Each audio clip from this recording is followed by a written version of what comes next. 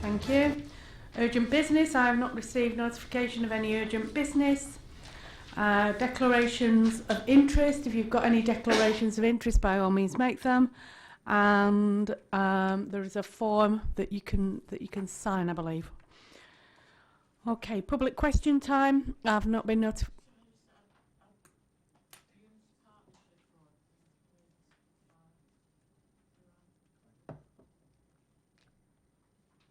Okay.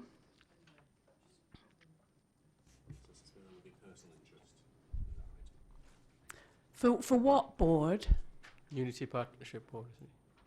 Myocare. I think you mean Myocare. Yeah. Okay. And obviously for me, Unity Partnership Board. And me for the me for the Unity Partnership. Okay. Didn't have any public questions. The next item on the agenda is item 5, draft performance and value for money select committee minutes. Move, Chair. Is that seconded? That's agreed. Okay. And then there's another set of minutes on the opposition budget proposals, item 6. Move, Chair, and moving. So can I just say, Chair, that the recommendations or resolutions on page 13, if I may, Chair, if I can cover those on item 8 when I come to talk about the Council's medium-term financial strategy on item 8, if that's okay. That's fine. That's fine. Okay, so item 7 is the Revenue Monitor and Capital Investment Programme, 2016-17, month 8, November 2016. Abdul. Thank you, Chair. Regular report. We forecasting the outturn at the end of the year will be £60,000. Sorry. All the details are in the report. Happy to answer any questions. It's just a regular report that comes before Cabinet. Just to add, Chair, that I'm very confident going forward that we'll deliver a balanced budget for 16-17. Happy to take any questions from members, and then if I can deal with capital updates separately, please. Okay. Yeah, so capital, again, there aren't any major issues. There's been continued slippages on the programme, which we've reported regularly. The latest estimate for spending the 16-17 financial year is £53 million. Again, Chair, I'm happy to answer any questions people have got. Any questions or comments? So that was item 9, yes? Item 7. Item 7, sorry. Yeah. Right, okay. Yeah. Item 8 is the Council's budget and medium-term financial strategy. Okay, so this is quite detailed, Chair, so if you bear with me. So this report comes in 2 parts. So the first part deals with the policy landscape and local government finance settlement and the forecast budget gap update. And these are contained in pages 51 to 120. We're still dealing with provisional local government finance figures. We haven't got the final figure yet. We expected it to have it by now, but because of the Brexit vote, it's been delayed. We think we'll get the final settlement figure on Wednesday, and I think that's the latest estimate. So, of course, it may need to be changed before it goes to Council on the 1st of March for full approval. So the revised figures are that we require 14.981 million to produce a balanced budget for 17-18. That's the gap that's required. In terms of then the second part, Chair, that those are contained on pages 121 to 324. It details how we need to find the gap of £14.981 million. So if you recall the tranche 1 savings, which has been through the system, so Cabinet, full Council, we got £6.147 million. In tranche 1, we also noted £400,000 of saving and deferred £185,000 of savings as well. Those are here for approval, formal approval. And then on top of that, then brand new proposals are contained again in the papers, and we've got the full detail. They amount to 2.766 million, and these hasn't been here before, so these are new for consideration. We've also attached in the papers fees and charges schedule for next year, and the paper also includes the pay policy statement. So in terms of then the total, considering, well, hoping that Cabinet will approve the new proposal of 2.766 million, it leaves a £5.483 million to be used from corporate reserves to produce a balanced budget. This, of course, includes, Chair, a council tax rise of 3.99%, and that's in two parts. The first part is 1.99, which is general, and then, as you know, the adult social care precept, which is ring-fenced for spend only in adult social care activities, is 2%. In terms of then the recommendation, Chair, there are a number of recommendations on 2 pages here. So firstly, on the policy landscape part, that's contained on page 57, and then the substantial recommendations are on page 1 to 3. I mention of the PBFM meeting on the 7th of February, where it considered the opposition budget proposal, and that's contained on page 28. And if you allow me, Chair, I just want to take the recommendation from that meeting one by one, so everyone's clear about what we're doing. So this is on page 128, section 2.18. If you look at 2.18A, they're asking us to monitor the capital programme robustly.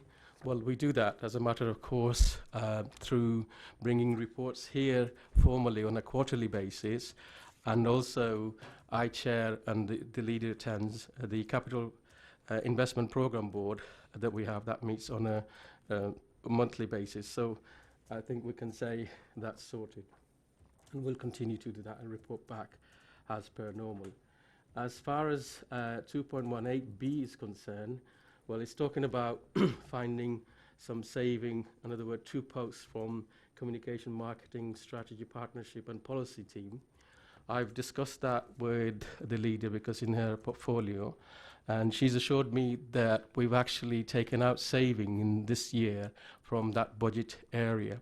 And we're satisfied that we've taken necessary saving from those subheadings that mention in that. So therefore, the recommendation is not to accept that proposal at this moment in time. The final point then is 2.18C, is saying looking at advertising and street lighting, bus lane enforcement. We should consider that for 18-19, and of course we'll do that as part of our proposals for the next financial year. To be clear, 18-19, we will undertake those then. So with that then, Chair, I'm happy to answer any questions that Cabinet members got. Any questions or comments? Barbara? It's a comment, not a question. 218B, I mean, we all agree that the Detached Youth Service does a fantastic job, and I'm not surprised the opposition put that forward, since they're working exclusively in Shore, it would seem, at the moment, so I can understand why they're really supportive. But I think we've got to face up to the fact we're making such huge swinging budget cuts, we are going to be cutting services that we all value and want to keep. And to try and pretend that we can carry on providing those services in the face of these budget cuts is unrealistic. And I would like to put in a defence really for the policy and communication section, because they do some fantastically good work for us. You know, particularly I interact a lot with the policy section, and they do some fantastic ways of finding savings. And I do think the GMSF has shown us that our need to communicate with our residents is probably greater now than it has ever been. So to actually consider, I mean, I'm not saying we won't have to consider it, but to take that as a soft option, which it really isn't, because both those parts of those departments do really valuable work, probably more so now than perhaps ever in the past. And so whilst I entirely support the detached youth team and want to keep it, I think this is a prime example of the awful decisions we're having to make because of the financial position we're now in, thanks in part to the opposition's enjoyment of a brief spell in government, one might say. Thank you for that, Barbara. Any more questions or comments? Okay then, so are we agreed? So, Chair, can I just be very clear in terms of the recommendations? So the recommendations are on 2 pages, on 53 and 123. If I could please ask that we approve them on block, together with the comments that I made specifically in reference to section 218 ABC. So do we agree the recommendations subject to the caveats that Councillor Jabbar has added? Thank you. Item 9, statement of the Chief Financial Officer on reserves, robustness of the estimates and affordability and prudence of capital investments.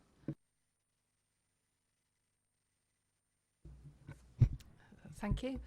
This is my report, which sets out, as it says, comments on the robustness of estimates and the affordability and prudence of capital investments.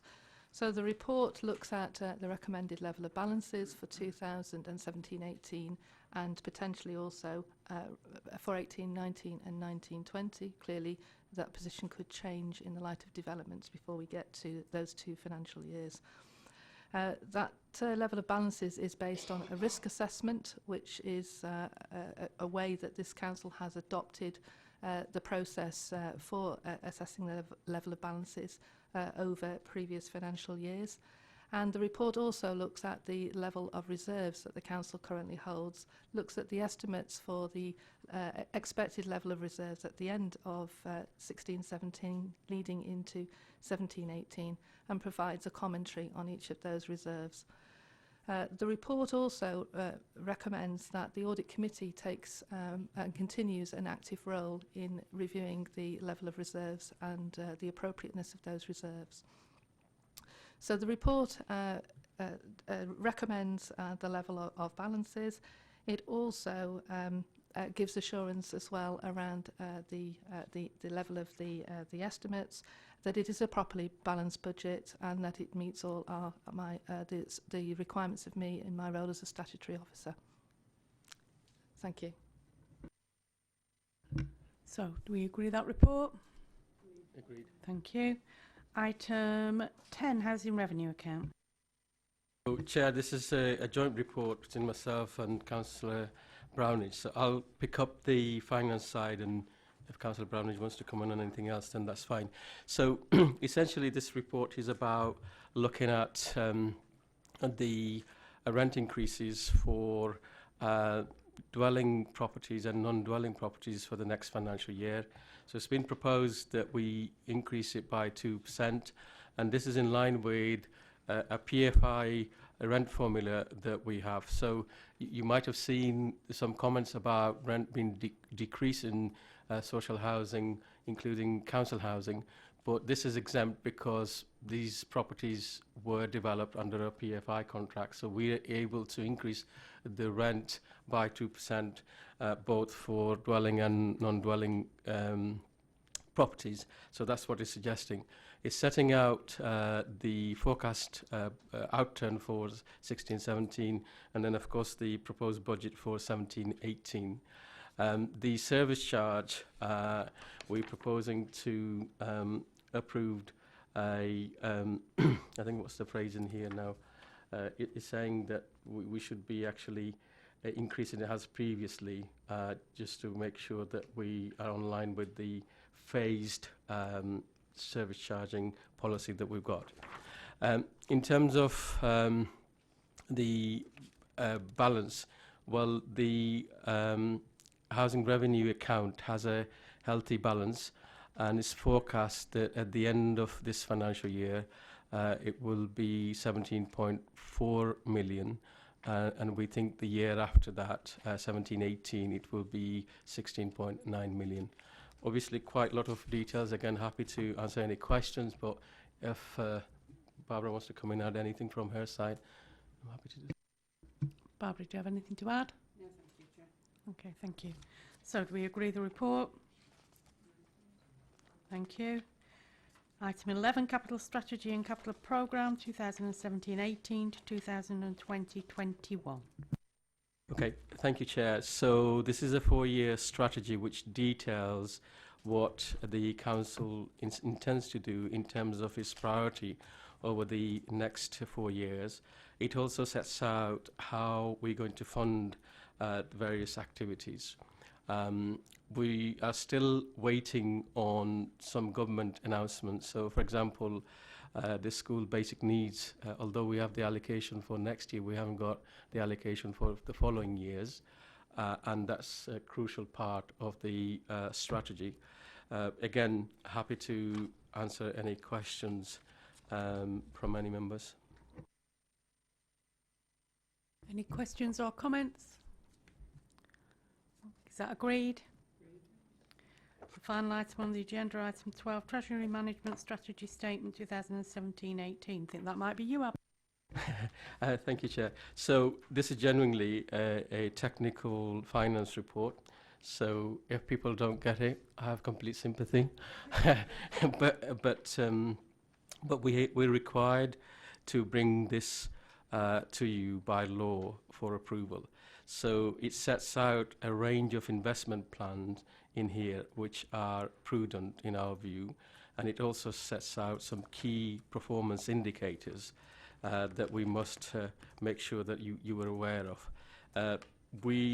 I can say that the audit committee spends quite a lot of time looking at this and making sure that we do everything according to best practice and observe the code of practice and the statutory requirement.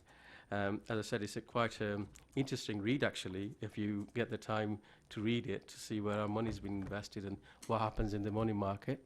But if you're not interested in that kind of thing, then that's fine. That's why I say it's a technical report. Again, Chair, more than happy to answer any questions. And if I can't, then I've got people in the room who can.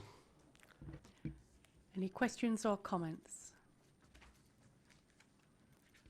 I'm giving you plenty of time for that. No? Okay, so that's the whole of the business. Thank you for your attention. Oh, can we approve the report, first of all?